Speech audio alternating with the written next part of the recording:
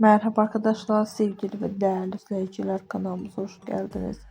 Bugün sizlere Demet Özdemir'in muhteşem görüntülerle karşınızdayız.